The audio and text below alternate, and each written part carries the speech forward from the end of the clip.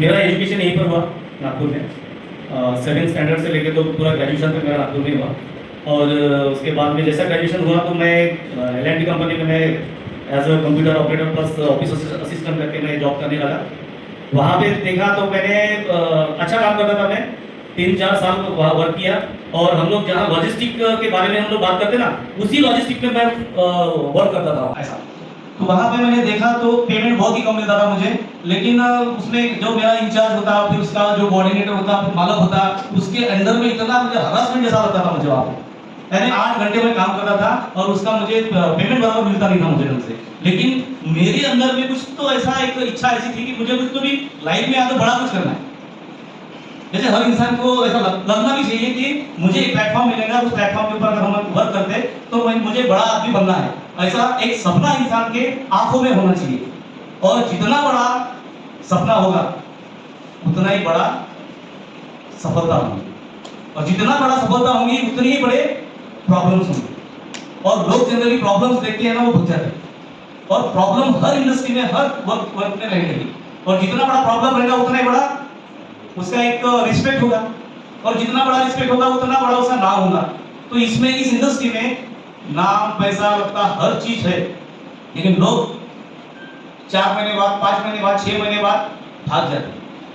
जब मैं यहाँ पर आया, मेरा एजुकेशन हुआ, मुझे L&T में जब मैं वर्क किया 3 साल के बाद में मैंने रिजाइन दिया।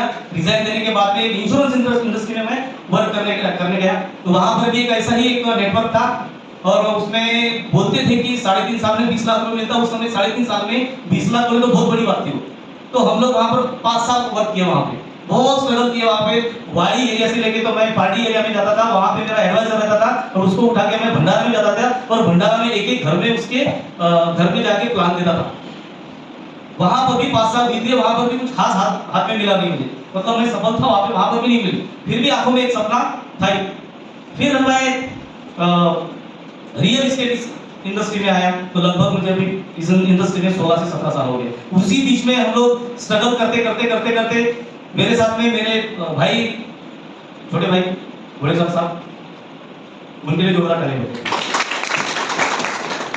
ये मेरे बचपन के दोस्त थे, हम साथ में बड़े हो गए।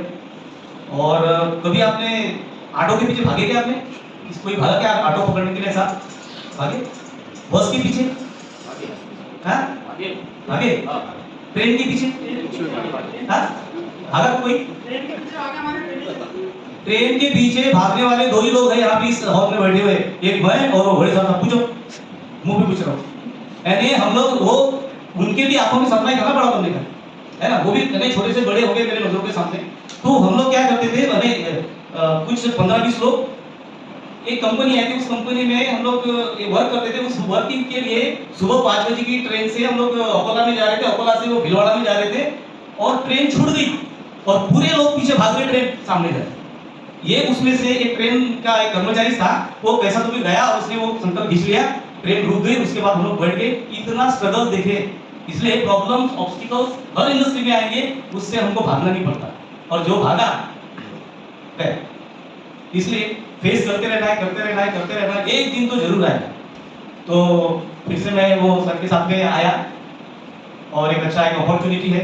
और सचिदानंद, ये जो ऑर्गेनाइजेशन है बहुत ही शानदार ऑर्गेनाइजेशन है। इसके जो ओनर है बहुत ही पावरफुल है। उनका जो डिसीजन है, उनका जो हम्बलनेस है, उनका जो स्वभाव है, बहुत ही पोलाइटली है।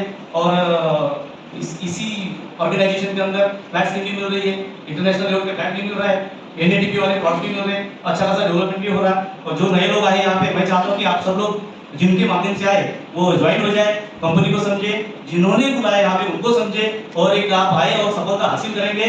और आप लोग आए, मुझे सुने, बहुत बहुत धन्यवाद।